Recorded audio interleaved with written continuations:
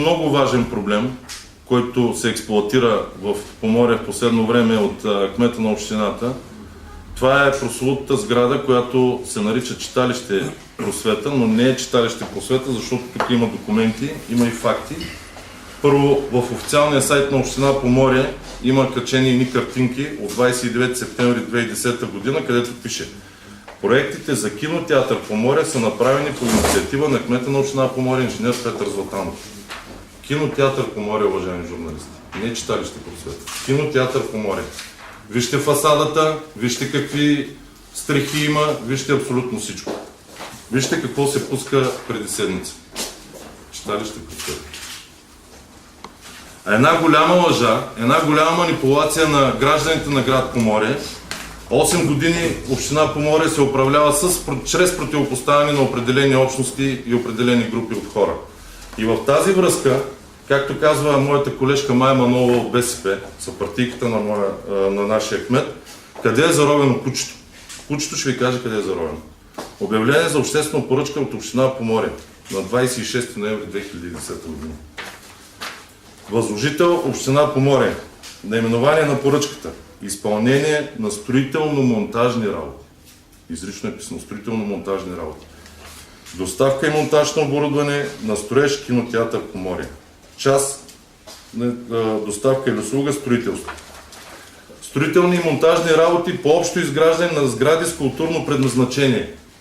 Нещо, което е много важно и се крие от общинска администрация. 2007 година по искане на кмета на община Поморие, господин Петър Златанов, тази сграда се включва в архитектурния ансамбъл Рождество Христово. Църквата Рождество Христово включва 3-4 сгради и по искане на кмета на общината тази сграда се включва в този паметник на културата. И оттам нататък всичко трябва да се движи по закона за културното наследство, което е нарушено, което е отразено и в строителните книжа, но въпреки това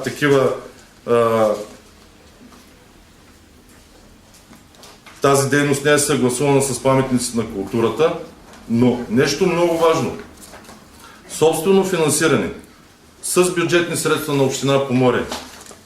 И пак повтарям, за изграждане на кинотеатър Поморие. Никъде, абсолютно никъде няма и не се споменава читалище Просвета. Спорът тук не е за изграждане на сградата, не е за пускане на сградата. Какво е съдържанието на сградата? С какво съдържание ще бъде изпълнена тя? Кой финансира изграждането? Финансира община Поморие. Кой ще ползва тази сграда? Всички жители, гости, граждани на Поморие и на общината. Тоест това е собственост на община Поморие и трябва да бъде кинотеатър Поморие. Но там, в тази сграда, с завършването на тази сграда, това е проекцията на цялото управление на господин Златанов през 80-те години. Защото ще ви покажа една програма от дата октомври 2003, 5 октомври 2003 на господин Златанов. Ще ви покажа една друга програма, която е октомври 2007 и я публикувам на официалния сайт на община Поморие, 1:1. Няма да се изненадам, ако тази програма излезе и сега 2011, защото тя още е актуална. Нищо не е изпълнено по нея. Така че, чрез вас призовавам господин Златанов на дебат за сградата на кинотеатър община Поморие. Призовавам господин Златанов на дебат на Южния плаж, за Южния плаж. Призовавам господин Златанов на дебат в Ахелой за развитието на град Ахелой. Призовавам господин Златанов на дебат в град Каблешково за развитието на Каблешково. Аз спирам до тук, пак казвам, много мога да говоря, но спирам, давам възможност да зададете въпроси или моите колеги, ако искат нещо да допълнат. Благодаря ви още един. И на колегите да кажа, че след това ще имате възможност за въпроси. Господин Бойчев, заповядайте.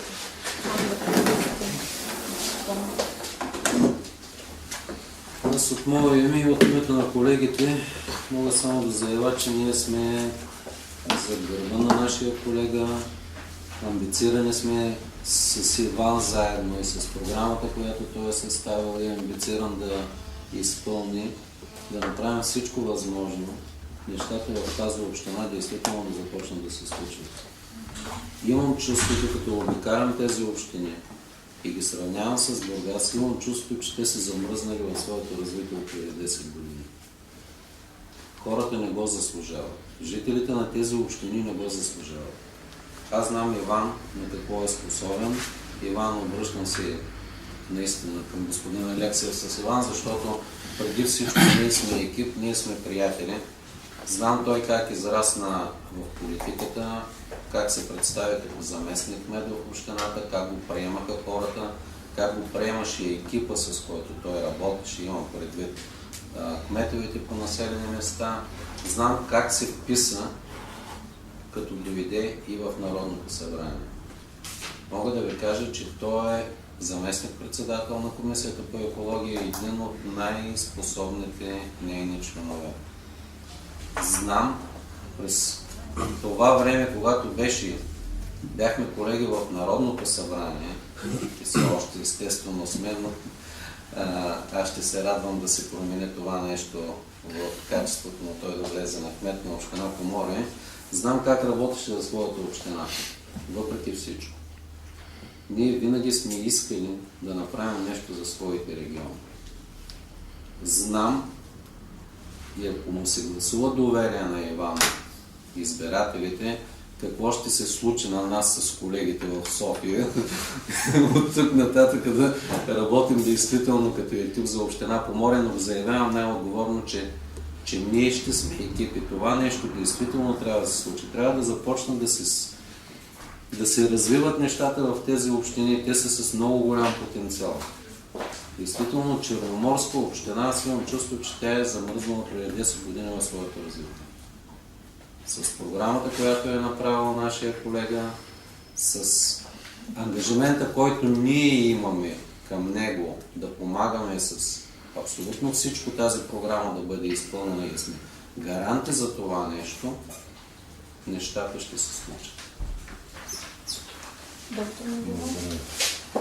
Здравейте и от мен. След това, което каза Димитър Бойчев, нашия областен координатор, аз няма да го повтарям. Вие всички знаете, че като народен представител и преди да вляза в събранието, аз отговарях за община Поморие и тази структура в Поморие сме я направили заедно с господин Алексиев. Обикалям с него целия регион няколко пъти и на предните избори и сега. Абсолютно съм запозната с нещата, които стават там, т.е. които не стават там на този етап от тия 8 години. Но въпреки всичко Иван представи само част от нещата пред вас. Аз очаквам да зададете въпроси, защото има толкова много други обществени